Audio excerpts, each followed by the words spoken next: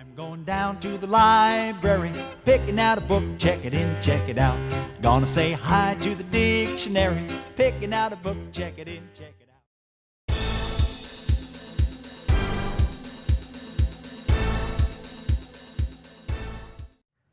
out. Okay, it's Dee here in the back of the library.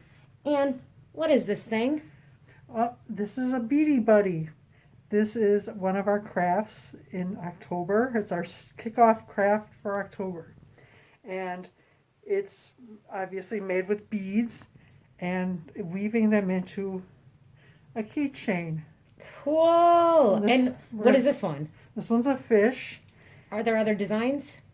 Well, we're going to start out with fish, and if they catch on, we will add designs to it.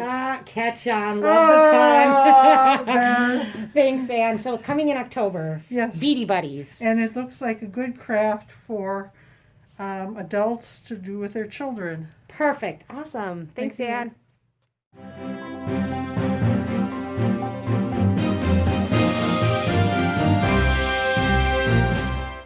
All right, Dee Hankins here with announcements for the week of October 1st. So next week on October 6th, during the Committee of the Whole meeting, which takes place at 6:30 p.m., the library will be live streaming both from Facebook and YouTube, of course, barring any internet disruptions. We will be live streaming the content of that meeting. So if you were desiring to attend and were unable to, which it does take place at the community center, just for those of you who didn't know.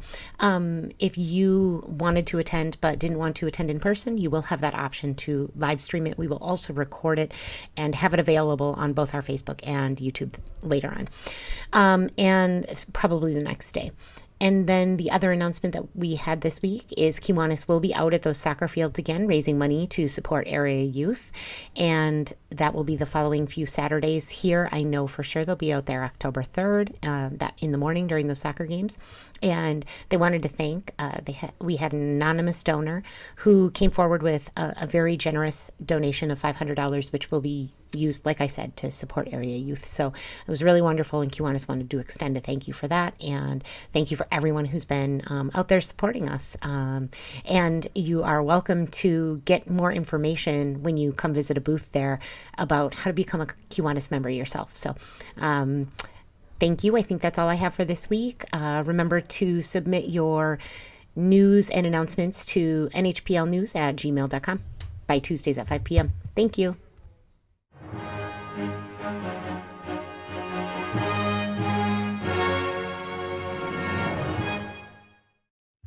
All right, so I'm here with John Weir. Did I pronounce that right, John? Correct. Awesome. Okay, and I'm going to have you, I want to thank you, first of all, for doing this. I recruited you very last minute, and I appreciate you not hesitating to jump on for me, so thank you. You're welcome. So if you could tell us, I've already talked about your name, if you could tell us a little bit about your many hats that you wear in this community. I think you're connected to a lot of different organizations and stuff, so I'd love to hear about those. Well, I guess start off. I'm a sole proprietor. I run a videography business, video production. Done many things with that throughout the years, including some projects that I worked on in the community. I also do work for the Economic Development Corporation, the Holstein Economic Development Corporation. I'm the executive director. So I basically set up and help run the meetings and run the agendas for that organization, and do some of the background work as they try to recruit and promote business in the area. Trying to think some other things that I do. I play in the Kiel Municipal Band. I'm a trumpet player. Love horns. Yeah, I officiate volleyball. I've got to do that later today. Oh. So I've got, I do that for the elementary school, or middle school, not elementary, middle school 8th grade games, and I do a bunch of JV2 games in town. Kind of the local guy that can be there at a whim. Like today. Yeah, like today. Trying to think what else I'm involved in. The obvious one here. Oh yeah. Hey, Dee, how's it going? I am the president of the library board of directors. Yes, and that's how I knew you and knew to reach out to you, and probably why you felt obligated to say yes, but I still appreciate it. Okay, wow, you are involved in a lot in town, and I'm glad you brought one up that I might ask you about later. So, tell me a little bit about your origin here in New Holstein. I was born and raised. I guess I probably, the first inklings came with my grandparents that established roots here in New Holstein. That would be my patriarchal grandparents. My Okay. dad lived here. My mom moved here from Plymouth to be with my father, and I have pretty much been here ever since. I went to school at UW Oshkosh, but came home in the summers and some weekends, and I've been here ever since. So I've never really left the community. Yeah, well, then you absolutely must have a favorite place or event that goes on, or restaurant, something to eat. So I'd love to hear about that. Well, this one's pretty easy for me. I worked my first real job, I guess you'd say, in high school was I was a lifeguard at the swimming pool for many years, taught swimming lessons. I love the old pool. I love the new pool. My kids and my wife and I, we go as much as we can in the summer, and we're very grateful that establishment is here for our community. Oh, how fun. I love that. That's a good one. Um, okay, and so you brought up the economic development. I'm sorry, remind me. Economic Development Corporation. Corporation. I always get the C wrong. I'm sorry. And you said something about recruitment of businesses. And so I think a lot of people don't really know what goes into that and how you try to make our community look desirable to businesses. So could you talk about that at all?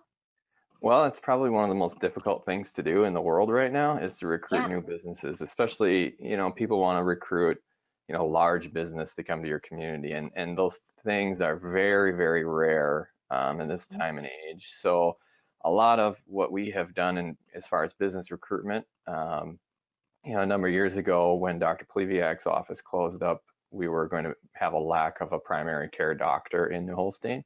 Mhm. So we had looked at, what are the opportunities? Can we get somebody to come here? And we did have someone come for a short time. They have since closed that office and moved back to primary care in Chilton. Mhm. But we take a look at what the needs are in the community and what shortfalls, and we try to recruit that way. Again, it's not easy to do. Um, we've had a few opportunities with some larger businesses that were potentially interested in the Tecumseh facility, but ultimately those things have fallen through, or they took out other opportunities that were more timely for their companies to pursue. So Sure. it is a difficult thing. It's something that we continue to work on. We do take a look at what the needs are in the community on a regular basis and try to figure out a game plan for how to go after such institutions. Like one that we currently have going on is the vacancy of BMO Harris leaving the community, which Right. leaves the opportunity for a financial institution to potentially come here. So we have been working with a local financial institution to try and bring them to town. But again, we can only offer that we're looking for somebody and pursuing somebody. We don't have a funding or a granting available Mhm. locally to entice somebody to come Sure. beyond that. We know there's a need here and there's a desire here for our residents to have that locally. Right, right. Like demonstrating that there would be a demand for their services. Yeah, So, and sometimes that's all people need to hear is, oh, we have somebody interested, mhm. or we have a location that's interested in having us there. So, it's always good to get the word out that you're interested and see what happens. But ultimately, it's up to that institution or business to come here or to Oh, stay right. where they're at. Yeah, and I think that's an interesting behind the scenes look because I didn't really know anything about who was responsible for trying to help bring business into town. I guess in my mind, it's just always that a business sees a vacancy themselves. And so Yeah. it is interesting to hear that the organization works toward presenting that vacancy and demonstrating the demand. That's really cool. Yeah, and I think, we do keep a list of the local available commercial real estate, and, we do maintain that list on a couple of different places, our website, and the state has an inventory website that we regularly update to make sure our properties are out there for those businesses that are pursuing. But that is probably the most likely way that a new business is going to come to town, is they're going to be looking to come here. Sure. Do you Whether take that's special requests? Like, would you be able to get some good Mexican tacos in town, for example? Yeah, sure. You probably have to There's a come to my kitchen, and then okay. I'll just make them for you. But I'm in. I'll be there in half an hour. all right, I'll wear a all right. mask. Oh, well, that's great. Thank you for sharing. That's so interesting. So my next question is more personal. Well, I guess they've all been personal, but if you could eat a meal with anyone from history, who would it be and what would be served? That's a tough question for me because I'm not like a huge history buff or anything, and It can be a present. It can be well, up I to. know, but Mhm. quite honestly, I do all the cooking in my house, so Okay. having that opportunity to go out to eat with just about anybody that can hold a good conversation would be Uh-huh. great in my mind. That'd be perfectly fine. Uh, your answer is someone cooks for me. Yes, I Yes. think so because I do too. I do all the cooking, and yeah, Yeah, and while I do enjoy it time to time, it does bear down on you. So it um, does. Uh-huh. I think that I would what I would eat. I'm a connoisseur of most foods, but I do like a good a Mexican meal, as you Mhm. just mentioned. So that probably Yes. be near the top of my list. Oh, have you been to Lupita's in Chilton? I have not. A little plug. It's kind of divey looking, but the tacos next level. All right. It's so good. And you might have to brush up on your Spanish before going, but there's usually at least one staff that can understand English. So All right. it's awesome. Highly recommended. And then now you just need to find your person, your celebrity person from history to go have that meal. Somebody that would hold a good conversation. There's got to be, you Well, can't think of it. thousands of people would register, but You just don't I would know. probably pick somebody pretty wacky. Like Hmm. there's I thought about this when you sent me the questions in the email, and eh, of all the people in history that nobody would probably ever want to know, Hitler is probably one of the big ones. But I would just Yeah. want to know what was going through that man's mind, and I, that's something that's that's the best answer. I think I that agree. getting to know somebody like that he was thinking he was doing the best for his people, and obviously he had some wacky ideas, but to get to know what was happening at that point in time, something about World War II is intriguing to me, but Of course, right. to get to know a historical figure in that aspect, I think would probably be interesting.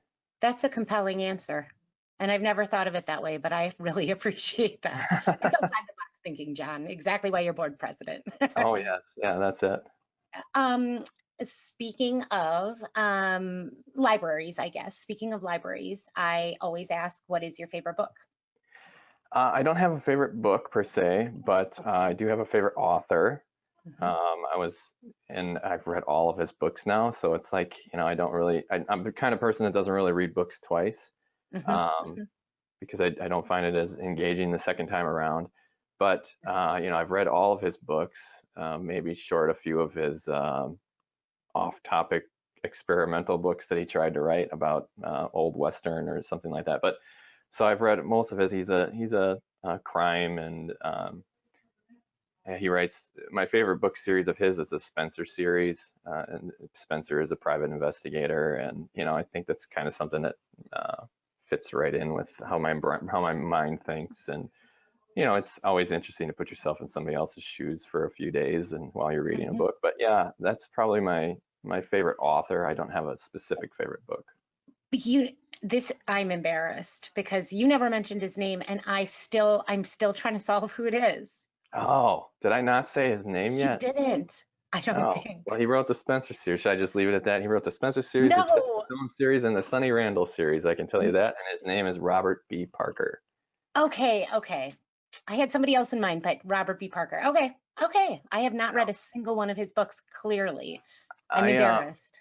Yeah, Ugh. well, so right now I'm working through the Reacher series by Lee Child Mhm, and Jack Reacher series, and they're very similar in the case that he's kind of like a private investigator. He's military police, but mhm. um, in most of the books he's retired military police or whatever. He's moved on from the military, but um, I find that when I compare the authors, Robert B. Parker can say more with less words than any author I've ever read before, and I find that intriguing. He puts the picture in your mind, you can see it all happening, but he Mhm. just does it in such an efficient manner Uh-huh. that keeps the book entertaining. So that's Yeah. why I've liked him. So plug for Robert B. Parker if you're looking for something to read out there. Yeah, and you described your reading style, which I feel is like sort of classically masculine reading style, where Yes, you're just yeah, really pragmatic about it. You don't need the flowery, you just like the insight with the Hemingway test applied kind of thing. So, there you go. yeah. Well, awesome. Loved your answers. John, thank you so much for like this last minute popping in with me. I You really bet. appreciate it. And I know you came from something and you're going to something, so I won't take up any more of your time. So thank you again. Thank you, Dee. Yeah, have a good day. Bye-bye. Yeah, you too. Bye.